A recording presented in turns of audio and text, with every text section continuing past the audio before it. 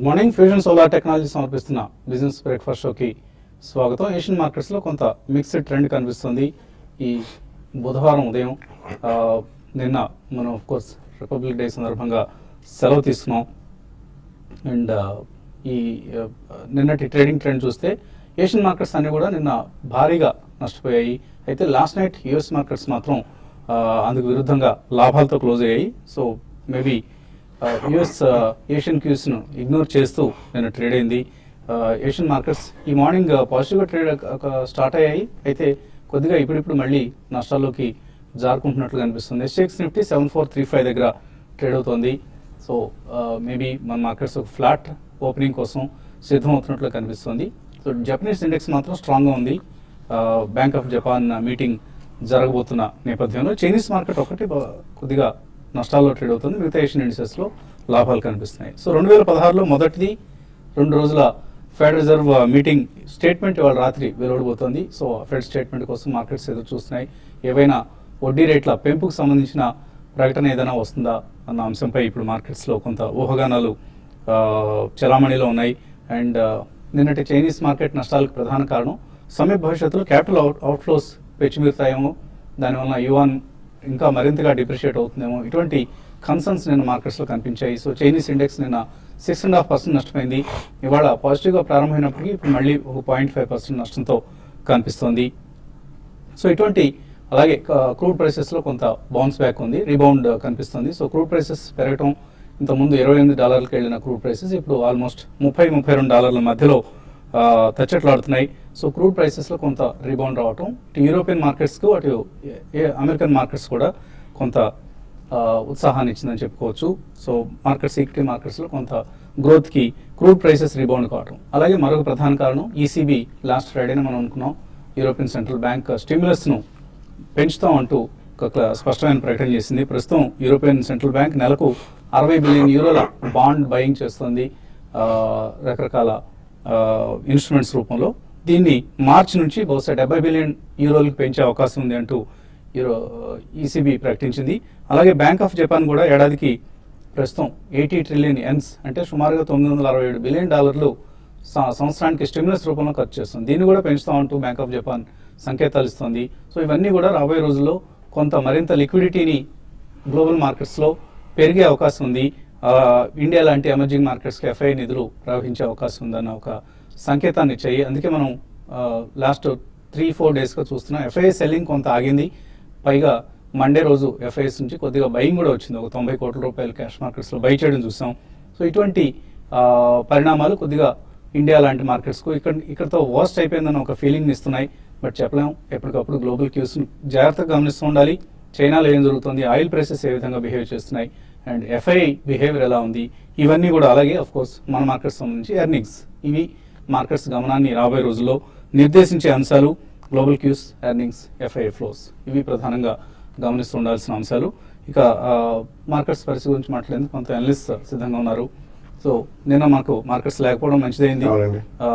Otherwise నిన్న మన markets కూడా ఆల్మోస్ట్ 2-3% కరెక్ట్ కావాల్సి వచ్చేది. సో ఇవాళ ఫ్లాటిష్ ఓపెనింగ్కు మార్కెట్స్ సిద్ధమవుతున్నాయి. ఎర్నింగ్ సీజన్ కొనసాగుతుంది. సో ఇటువంటి అంచనాలు మీ వైపు నుంచి కనిపిస్తున్నాయి.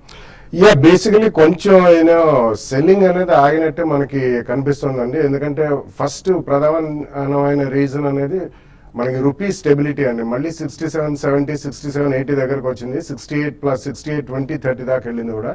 సో డెఫినెట్లీ కరెన్సీ పరంగా మనకి ఎక్కువ అంత ప్రాబ్లం ఉండకపోవచ్చు అనే వాదన ఒకటి వినిపిస్తుంది. అంటే ఈసారి రూపాయి పెన్నా కూడా మనకు పెద్దగా నష్టం ఏం లేదు. ఎందుకంటే కమాడిటీ ప్రైసెస్ బాగా వీక్గా ఉన్నాయి కాబట్టి మనకు రూపీ క్షీణించినా కూడా ఇంకా మంచిదే.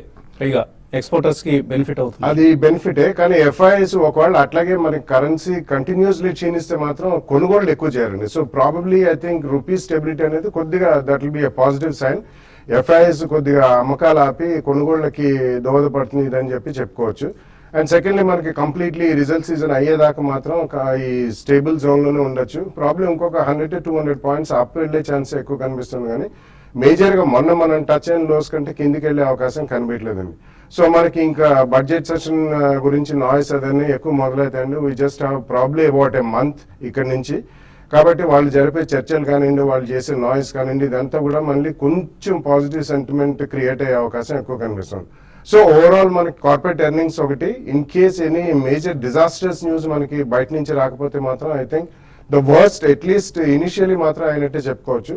సో ఎవరైనా కొనదలుచుకుంటే మాత్రం definitely they can wait for another 10-15 days అండి. ఒక స్టెబిలిటీ అనేది మనకి అట్లీస్ట్ అరౌండ్ 72-7300 జోన్లో వస్తే నిఫ్టీ ప్రాబ్లీ అక్కడ ఫస్ట్ ప్రైస్ పాయింట్లో కొనొచ్చు. ఎందుకంటే ఇది I think most of the experts చెప్తున్నట్టు this is one of the last budgets for మరీ అసలు సాప్స్ ఇవ్వకుండా కొంచెం ట్యాక్స్ రిఫార్మ్స్ అనేవి చేపట్టడానికి ఇది one of the major budgets. దీని తర్వాత 1 or 2 బడ్జెట్స్లో కొంచెం ఎక్కువ ట్యాక్స్ సాప్స్ ఇస్తారని చెప్పే వాదన వెలువడుతుంది.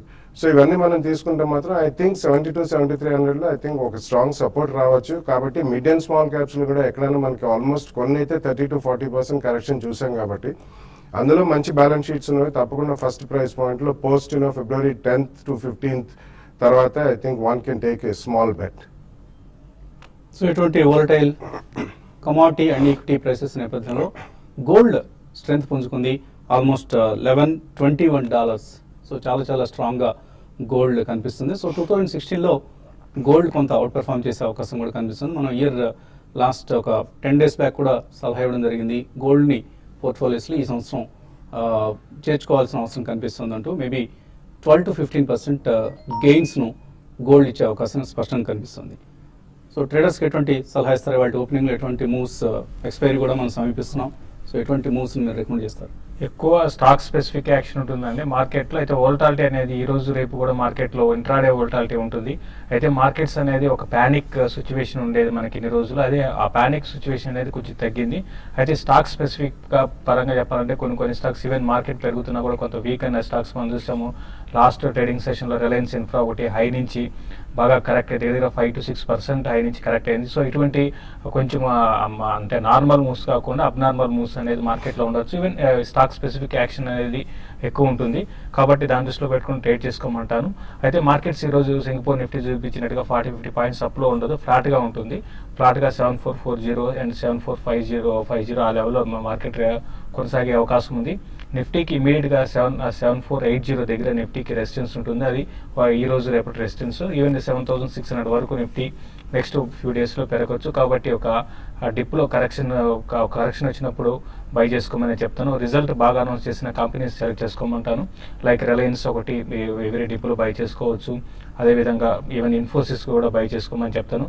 తర్వాత మిడ్ క్యాప్ స్టాక్స్ విషయానికి వస్తే యూనికెమ్ ల్యాబ్స్ ఒకటి చాలా స్ట్రాంగ్గా ఇక్కడ నుంచి ఒక అట్లీస్ట్ 10% షార్ట్ టర్మ్ పొజిషన్ తీసుకునే వాళ్ళు బై చేసుకోవచ్చు. తర్వాత పీసీ జ్యువెలర్స్ ఒకటి, అది కూడా కరెంట్ అవర్స్ కూడా చాలా స్ట్రాంగ్ ఉంది. దీన్ని కూడా మంచి రిజల్ట్ కూడా అనౌన్స్ చేశారు. దీన్ని కూడా షార్ట్ టర్మ్ పిక్గా బై చేసుకోమని చెప్తాను. తర్వాత ఇంట్రాడే విషయానికి ఇంట్రాడే తర్వాత positional traders beat and down స్టాక్స్లో బై చేయమంటాను. ఎందుకంటే రేపు F&O క్లోజింగ్ ఉంది కాబట్టి షార్ట్స్ అనేవి కవర్ అవుతాయి. లైక్ పిఎన్బి ఒకటి, ఇవన్నీ కూడా ఏంటంటే రీసెంట్ డేస్లో ఒక 20-30% పడిన స్టాక్స్, మరి ముఖ్యంగా ఈ సిరీస్లో హెవీగా పడ్డాయి. తర్వాత ఎస్బీఐ ఒకటి, తర్వాత డిఎల్ఎఫ్ ఒకటి, ఇటువంటివన్నీ ఏంటంటే ఈ రోజు రేపటికి పొజిషన్ తీసుకోమంటాను. అదేవిధంగా పొజిషనల్ ట్రేడర్స్ మాత్రం నెక్స్ట్ ఒక 10-15 డేస్ కోసము డిష్ టీవీని కరెంట్ లెవెల్స్లో బై చేసుకోవచ్చు.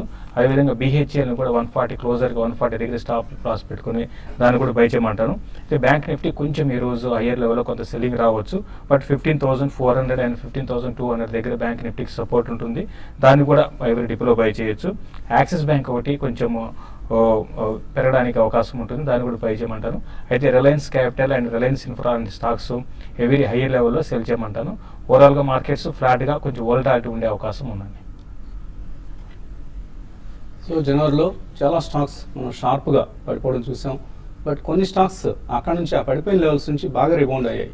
వాటిని అటువంటి స్టాక్స్ లిస్ట్ ఒకసారి మనం గమనిస్తే లార్జ్ క్యాప్స్లో టారెంట్ పవర్, ఈ స్టాక్ ఆల్మోస్ట్ ₹172 పడిపోయింది. జనవరి 15 ఇప్పుడు ₹212కి రికవర్ అయిందంటే ఆల్మోస్ట్ 22% రిటర్న్ ఇచ్చింది just with in 7-8 trading sessions. అలాగే స్ట్రైడ్స్ ఆర్క్ ల్యాబ్స్, ఇప్పుడు స్ట్రైడ్స్ షాస్ ఉంటున్నాం, ₹964 నుంచి ₹1155కి రీబౌండ్ కావడం చూస్తున్నాం, అంటే 20% రీబౌండ్ అయింది. అలాగే JSW steel almost 52 week high దగ్గర ట్రేడ్ అవుతుంది ప్రస్తుతం. Axis bank, Alstom TMD, Tata steel, Havells India, Cain India, అలాగే హిందుస్థాన్ జింక్, ఐషర్ మోటార్స్, ఇవన్నీ చాలా స్ట్రాంగ్గా రీబౌండ్ అయిన స్టాక్స్. అండ్ మిడ్ క్యాప్స్లో చూస్తే sequent scientific, spice jet, Natco pharma, Finolex industries, Shilpa Medicare, force Motors, Jubilant life, అలాగే ఆల్స్టామ్ ఇండియా, ఇటువంటి స్టాక్స్ అన్ని 16-30% వరకు కూడా మనకు లాస్ట్ 7-8 సెషన్స్లో రికవర్ అయ్యాయి. అలాగే స్మాల్ క్యాప్స్లో blue blends, Visagar polytex, Shrenuj and company, Gayatri bio Hyderabad company, Kriti industries, అలాగే Harita seating systems last time గుంటూరులో జరిగిన సమిట్లో రికమెండ్ చేసిన స్టాక్ ఇది. ఈ స్టాక్ ఆల్మోస్ట్ 50% పెరిగింది లాస్ట్ 7-8 సెషన్స్లో. సో చాలా స్ట్రాంగ్ ఆపరేటింగ్ పెర్ఫార్మెన్స్ కూడా మనం చూసాం హరిత సీటింగ్ సిస్టమ్స్లో. అలాగే క్యాంటబుల్ రిటైల్, రాజ్ టెలివిజన్, కృతి న్యూట్రియంట్స్, ఇటువంటి స్టాక్స్ని, స్ట్రెంత్ కనపరుస్తున్న స్టాక్స్ని పోర్ట్ఫోలియోస్లో యాడ్ చేసుకునే ప్రయత్నం చేయండి. వీక్ స్టాక్స్ నుంచి బయటపడే ప్రయత్నం చేయండి. కాలర్స్ లైన్లో ఉన్నారు. హైదరాబాద్ నుంచి Harikrishna. Hello hello sir, good morning అండి. మార్నింగ్ అండి, అడగండి. సార్ బ్యాంకింగ్ సెక్టర్ ఎస్బీఐ కానీ ఐడిబిఐ కానీ ఎలా ఉంటుంది సార్? ఎస్బీఐ, ఐడిబిఐ ఎంతకాలం కోసం హోల్డ్ చేద్దాం అనుకుంటున్నారు ఇవి కొనుక్కొని? షార్ట్ టర్మ్ కోసమే చూస్తున్నాను సార్. 52 వీక్స్ లో కోసం లోలో తీసుకున్నానండి. ఆల్రెడీ కొన్నారా? ఆల్రెడీ తీసుకున్నాను సార్. సో మీరు 52 వీక్ లోస్ని టచ్ చేయకూడని పరిస్థితి అండి ప్రస్తుతం. 52 వీక్ హైస్ ఎక్కడైతే నమోదు అవుతున్నాయో అటువంటి స్టాక్స్ స్ట్రాంగ్ స్టాక్స్గా భావించాల్సిన మార్కెట్ ఇది. సో మీరు లోకి టచ్ చేసాయి కదా, ఇంతకంటే ఏం తగ్గుతాయన్న ఉద్దేశంతో మాత్రం ఇటువంటి స్టాక్స్ని కొనొద్దు. ఐడిబిఐ బ్యాంక్ అండ్ మీరు చెప్పిన రెండు కూడా చాలా రీసెంట్ డేస్ లో 30% దాకా పడ్డ స్టాక్ అండి. అయితే కొంచెం ఐడిబిఐ బ్యాంక్ మాత్రం ఈ లెవెల్లో 56, 54 దగ్గర ఆగవచ్చు. ఎందుకంటే 52 వీక్ హైకి జస్ట్ 1 మంత్ బ్యాక్ 95 రూపీస్కి వచ్చి దగ్గర చూస్తే 40 రూపీస్ దాకా కరెక్ట్ అయింది. కాబట్టి ఈ లెవెల్లో ఒక ఓవర్ సోల్ లో ఉంది. ఒక పుల్ బ్యాక్ ర్యాలీ అనేది ఇందులో ఎక్స్పెక్ట్ చేయొచ్చు. 66 to 72 రూపీస్ దాకా రావచ్చు. అదేవిధంగా ఎస్బీఐ విషయానికి వస్తే ఎస్బీఐ 180 బిలో వచ్చి మళ్ళీ దానికి అబౌవ్ స్ట్రాంగ్ గా క్లోజ్ అయింది. కొంచెం లాస్ట్ 2-3 రోజుల్లో కొంచెం డెలివరీ బేస్డ్ బయింగ్ అనేది ఎస్బీఐలో కూడా కనపడుతుంది. కాబట్టి 180 దగ్గర స్టాప్ లాస్, 180 కింద అంటే 178, 176 దగ్గర స్టాప్ లాస్ పెట్టుకొని హోల్డ్ చేయండి. బట్ ఇదేంటే షార్ట్ టర్మ్ మాత్రం చిన్న అప్ ట్రెండ్ ఉంటుంది. అంటే మేజర్ అప్ ట్రెండ్ అయితే రెండింటిలో ఉండకపోవచ్చు. ఆ చిన్న స్మాల్ అప్ ట్రెండ్ వచ్చినప్పుడు ఎస్బీఐని క్లోజర్గా 195 to 200 వచ్చినప్పుడు ఎగ్జిట్ కమని చెప్తారండి. తర్వాత కాలర్ హైదరాబాద్ నుంచి కృష్ణారెడ్డి. హలో హలో, అడగండి కృష్ణారెడ్డి. సార్ నమస్కారం సార్. నమస్తే. నేను ఎస్హెచ్ కేల్కర్ ఒకటి అండ్ ఓంకార్ అండి. సార్ నేను ఎస్హెచ్ కేల్కర్ అండ్ ఓంకార్ రెండు తీసుకున్నాను సార్. ఓకే అండి. Sir good morning sir. నమస్తే సార్ అందరికి. నమస్తే. సార్ నేను ఎస్హెచ్ కేల్కర్ ఒకటి and Omkar sir. Omkar shares already కొని అమ్మాను లాస్ట్ లో. మళ్ళీ ఇప్పుడు ఏమైనా కొనుక్కోవచ్చా అండి? కొని అమ్మడం అంటే వెంటనే కొనేసి అమ్మేశారా తగ్గుతున్నాయని? కొని మన లాస్ వస్తుంది, డౌన్ అవుతుందని అమ్మాను సార్. అటువంటి ప్యానిక్ పడకూడదండి, మనం కంగారు పడకూడదు. మంచి కంపెనీల్లో ఫండమెంటల్ గుడ్ కంపెనీస్ కొన్నప్పుడు హోల్డ్ చేసి పెట్టుకోవాలి. వాటిని మళ్ళీ కొనుక్కొని మళ్ళీ ఎంటర్ కావచ్చు ఇక్కడ ఈ రెండు స్టాక్స్. ఒకసారి కొని స్వల్పంగా లాస్ లో అమ్మేసా అంటున్నారు కాబట్టి వెయిట్ చేయండి. కంప్లీట్ రిజల్ట్ సీజన్ అయ్యేదాకా అండి. Both the companies are good, రెండు కూడా మంచి కంపెనీస్ అండి. And S H Kelkar it's actually a concept stock. Fragrances and essences ఇటువంటి వాటిలో వాళ్ళు పైనీర్స్ అండి. సో కొంచెం complete result season maybe next 1 week 10 days దాకా ఆగి ఎక్కడైతే ఓవరాల్ మార్కెట్ కొంచెం స్టెబిలిటీ వచ్చిందో ఫస్ట్ ప్రైస్ పాయింట్ లో కొన్ని ఒకవేళ పడ్డా 5-10% భయపడాల్సిన అవసరం లేదండి. If you at least 2-year view, రెండు మంచి కంపెనీలే. తర్వాత సెకండ్ ప్రైస్ పాయింట్ లో కొనుక్కోవచ్చు, but make it for investment. Okay అండి. ఫ్యూజన్ సోలార్ టెక్నాలజీస్ సమర్పిస్తున్న బిజినెస్ బ్రేక్ఫాస్ట్ లో మరికొన్ని మెయిల్స్ అలాగే కాల్స్ తీస్తున్నాం కొన్ని ప్రకటనల తర్వాత.